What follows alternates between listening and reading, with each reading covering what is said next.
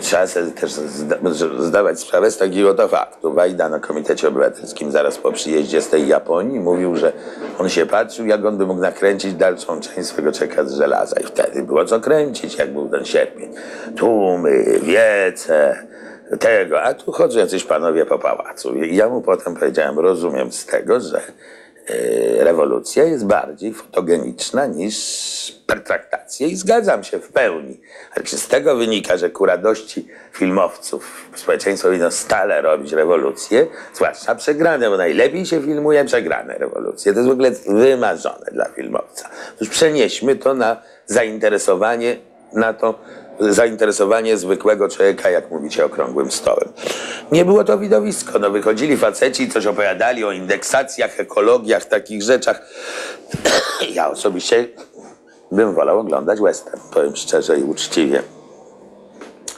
Tym bardziej, że nie była to odpowiedź wprost na oczekiwania człowieka, który po prostu chciałby dostać w sklepie mięso na przykład, prawda?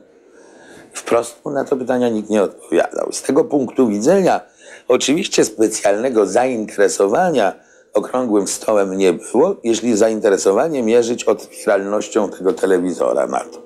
Na pewno westerny to przebijały.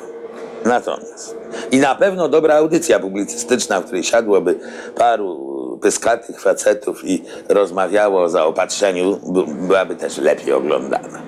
Natomiast spierałem się z wami co do stosunku do faktu, jakim był okrągły stół. To całkiem inne dwie rzeczy. Niemniej oczywiście zgadzam się, jeżeli znowu chcecie powiedzieć, że ludzie są zmęczeni, zniecierpliwieni, mają dość wszystkiego, chcieliby, żeby było lepiej, a psychologicznie czują, że jest gorzej, to może się tak zdarzyć, że to wszystko przemieni się w eksplozję i pochłonie cały ten interes. To prawda. Tym bardziej, że ten interes wymaga pracy, wysiłków, a już dość ludzie mają wszystkiego.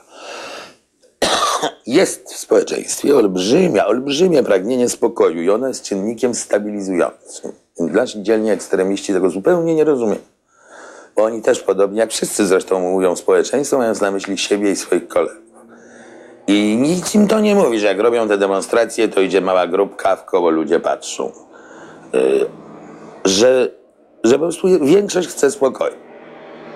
Ale może się oczywiście zdarzyć, że się to pragnienie spokoju złamie. I wtedy załamie się wszystko. Złamie w tym sensie, że po prostu, bo to współistnieje z apatią, frustracją, a to się łatwo może przerodzić w agresję. To prawda. To jest, bo ja wiem, że najpoważniejsze zagrożenie tego procesu, który zaczynamy.